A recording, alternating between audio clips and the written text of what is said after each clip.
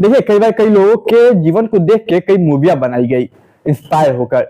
लेकिन अब हो क्या है कि कई मूवियों को देख के लोग कुछ ऐसा अपने आप को किरदार में ढाल ले रहे हैं मूवी के कि वो कई क्राइम कर दे रहे हैं। दृश्यम ये मूवी तो आपने नाम सुना होगा। इस मूवी से अब तक 15-20 क्राइम हो चुके हैं, बिल्कुल हूबहू।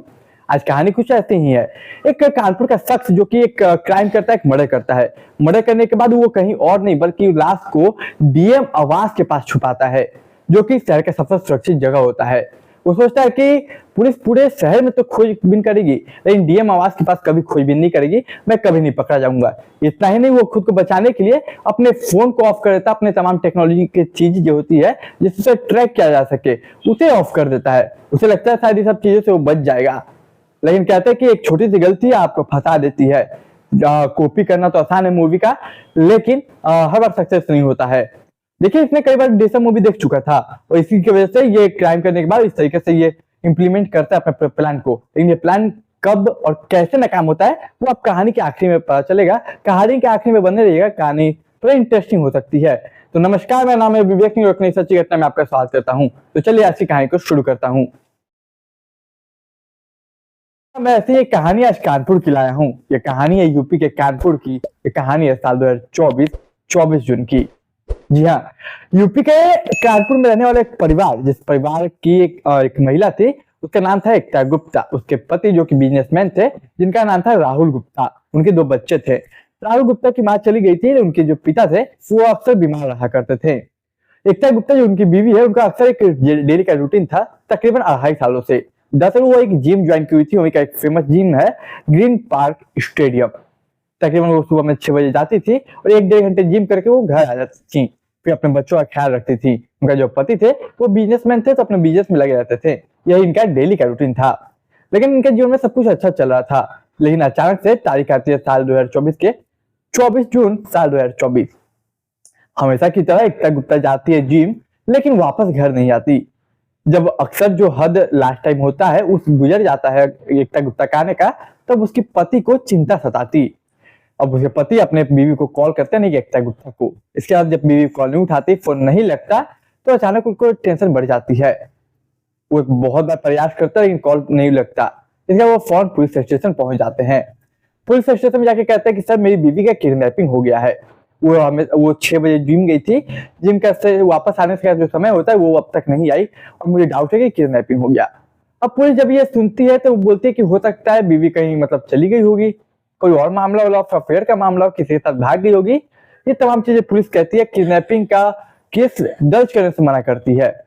लेकिन जब पुलिस जब उसका पति थे वो कहते हैं कि मुझे एक शक है, वो जिस जिम में जाती है उसी जिम का एक जिम ट्रेनर है जिसका नाम है विमल सोनी। उसी के साथ उसी ने मेरी बीवी को शायद भगा ले गया रखा है, शायद उसी ने मेरी बीवी को ले गया है। दरअसल मेरे घर से कुछ गहने तो कुछ जेवरात तो कुछ पैसे भी गायब है। अब जब ये सब सुनते हैं तो पुलिस कहते हैं हो सकता है अफेयर का मामला भाग गई, किडनैपिंग हम कैसे दर्ज कर सकते हैं। लेकिन काफी मन्नतें करने के बाद, काफी रिक्वेस्ट करने के बाद फाइनली पुलिस एक किडनैपिंग का मामला दर्ज करती है। इसके बाद फौरन पुलिस जाती है जिम, उस जिम में जहाँ पे उसकी बीवी जहाँ से गायब हुई थी। स्टार्टिंग में तो पुलिस इस मामले को गंभीरता से लेती है। इंक्वायरी में पता चलता है कि जो विमल सोनी है वो जिम से गायब है, यानी कि एकता गुप्ता और विमल सोनी दोनों एक साथ गायब हो गए। अब पुलिस को समझ में नहीं आता कि आखिर दोनों गायब कहाँ हुए, अपनी मर्जी से हुआ मैटर कुछ और है।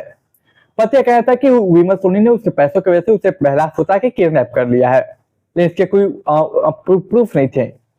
अब पुलिस अपनी तहकीकात करती है। 25 तारीख को, उसी के अगले दिन 25 जून को ही होता क्या है कि विमल सोनी की जो बहन है उसके घर के पास पुलिस पहुंचती है। वहां पे देखती है कि एक कार पार्क है जो कि विमल सोनी की है। जब पुलिस उस कार की इन्वेस्टिगेशन करती है तो उसमें से क्लेचर, रस्सी और भी 1-2 चीजें मिलती है जैसे तौलिया। अब ये सब देख के क्लियर ये लग रहा था कि शायद विमल सोनी और एकता गुप्ता भाग चुके हैं। हो सकता है कि इन दोनों का आपस में एक्स्ट्रा मैरिज अफेयर हो। अब इसके बाद जो उसका पति था ये बात से इनकार करता है। अब पुलिस जो इन्वेस्टिगेशन थी पता नहीं क्यों लेके अचानक से स्लो कर देती है।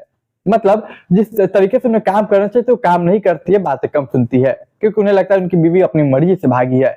इधर लगातार उसके पति कोशिश कर रहे थे कि पुलिस पर जल्दी जल्दी कार्रवाई करे, काम करे, लेकिन पुलिस सुनती नहीं है। अपने तरीके से आराम से धीरे धीरे काम करती है। समय गुजरता जाता है, उसकी बीवी नहीं मिलती। अब राहुल गुप्ता को यह चिंता सताती है उसके जो छोटे बच्चे हैं उनका ख्याल कौन रखेगा। एक ही तो थी मेरी बीवी, जो मेरे साथ और मेरे बच्चों का ख्याल रखती थी। अब मेरा तो छोड़ो, मेरा बच्चों का ख्याल कौन रखेगा। अक्सर वो अपने पुलिस स्टेशन तक पहुंच जाया करते, पुलिस को प्रेशर बनाते कि आप तहकीकात कीजिए। पुलिस ने इस सिलसिले में कई टीमें को बना रखा था, अलग अलग शहरों में भेज देती थी ताकि बीमा सोनी के बारे में पता किया जा सके।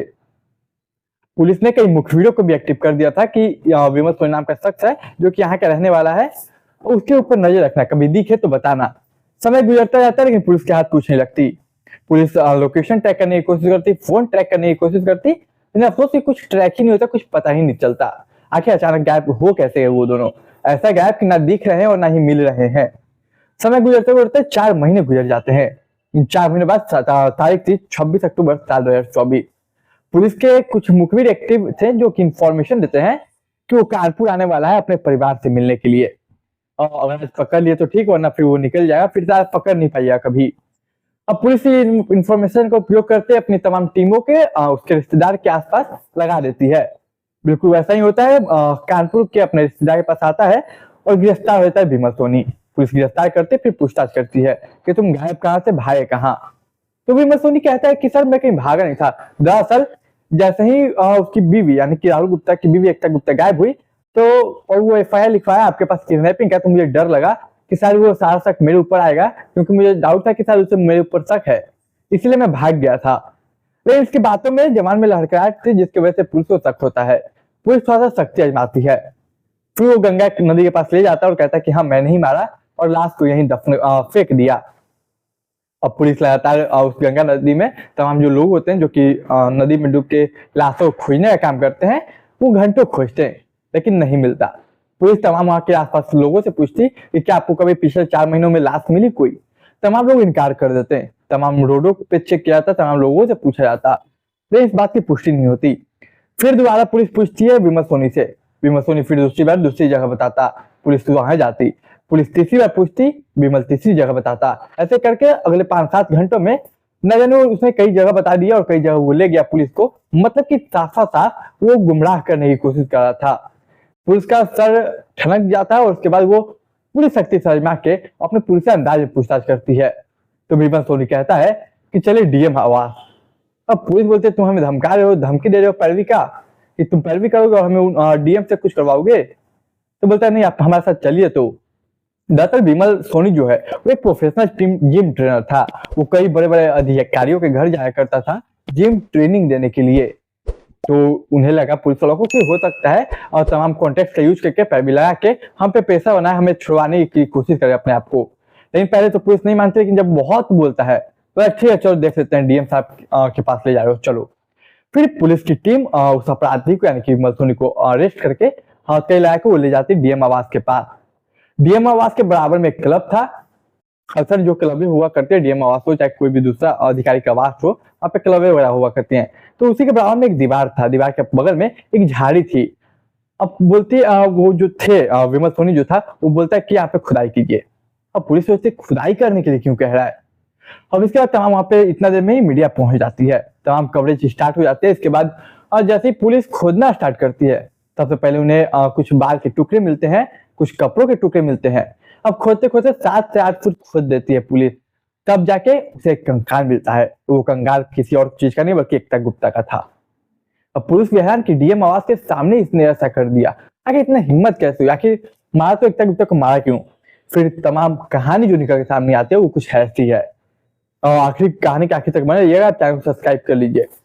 दरअसल जो विमल सोनी बताता है वो बताता है कि हमेशा की तरह वो 24 जून साल 2024 को जिम ट्रेनिंग करने के लिए वो मुझसे कुछ बात करना चाहती थी। पहले मैं मना करता हूँ, लेकिन फिर वो जिद करते तो मैं कहता हूँ काम करो, कार के पास इंतजार करो, मैं आ रहा हूँ। वो कार के पास इंतजार करते, हम लोग कार में बैठते हैं, फिर कुछ बहसबाजी हो जाती है हमारी। दरअसल इन दोनों के बीच बहसबाजी इस बात को लेकर होती है, दरअसल जो विमल सोनी है उसका शादी कहीं तय हो गया था, लेकिन ये जो महिला थी यानी कि एकता गुप्ता वो आरोप लगाती है विमल सोनी पे कि तुम्हारे कई महिला के साथ तुम बातें करते हो और सभी को भ्रम में रखते हो, तुम शादी कैसे कर सकते हो।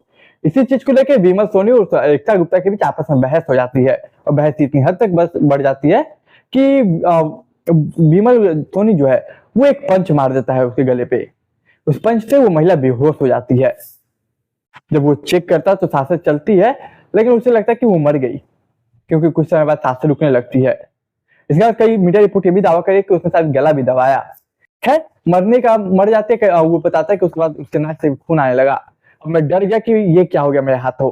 अब मुझे लाश छुपानी थी, मुझे खुद को बचाना था। इसके बाद मैंने सोचा मैं करूँ क्या। तो अक्सर वो तमाम ऑफिसरों के घर जाया करते, उनके परिवार के कुछ लोगों को ट्रेनिंग देने के लिए, जिसमें से डीएम आवास भी एक है। वहाँ हर डीएम आवास में क्लब होता है जहाँ पे फिटनेस का ध्यान रखा जाता है, जहाँ पे जिम का ट्रेनिंग दिया जाता था, मतलब फिट रहने के लिए।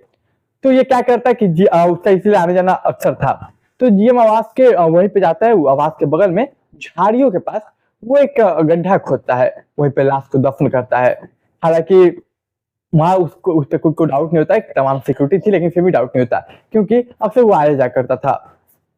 इसके बाद फोन वो क्या करता है, अपने कार को वो फोन अपनी बहन के घर के बाहर खड़ा कर देता है। दृश्यम मूवी की तरह वो इस घटना को वो कई बार देख चुका था दृश्यम मूवी में, वहीं से इंस्पायर होकर वो डीएम आवास के पास छुपाता है ताकि पुलिस वाले पूरे शहर में खोजेंगे, लेकिन डीएम आवास के पास कभी नहीं खोजेंगे। इसके बाद वो वहां से निकल जाता है, लेकिन निकलने से पहले अपने सब फोन को छोड़ देता है। तमाम चीजों का इस्तेमाल करना भी छोड़ देता है जो कि उसे ट्रैक करने में मदद कर सके। वो भाग के दूसरे शहर चला जाता है, वहां पर कुछ काम करता है दूसरी जगह, और पूरी तरीके से कोई टेक्नोलॉजी का इस्तेमाल नहीं करता, किसी मोबाइल फोन का इस्तेमाल नहीं करता, और उसे लगता है कि वो पूरी तरह सुरक्षित है, वो बच चुका है। लेकिन उसकी एक गलती, वापस आना, परिवार से मिलना, यही उसे फंसा देता है। तो देखिए किस तरीके से इसने तमाम चीजें की। कई बार मूवी देख के उसने दृश्यम की कॉपी की, और मूवी देख के उसने कत्ल को अंजाम देने के बाद बॉडी को छुपाया और अपने आप को बचाने के लिए फोन वगैरह सारे बंद कर दिए। लेकिन कानून के हाथ काफी लंबे होते हैं। मूवी से इंस्पायर होकर किया गया हर क्राइम को छुपाने की कोशिश कई लोगों ने की, लेकिन हर बार सक्सेस कोई नहीं हुआ। तो खैर यही कहानी थी। इस कहानी सुनाने का उद्देश्य किसी की भावनाओं को, किसी के दिल को ठेस पहुंचाने, क्या समाज में जागरूकता फैलाना था। तो इस कहानी को ज्यादा शेयर कीजिए अपने दोस्त रिश्तेदार के साथ। मैं मिलूंगा एक नई कहानी में, तब तक चैनल को सब्सक्राइब कीजिए और शेयर कीजिए। मैं मिलूंगा एक नई कहानी में, तब तक के लिए मुझे इजाजत दीजिए।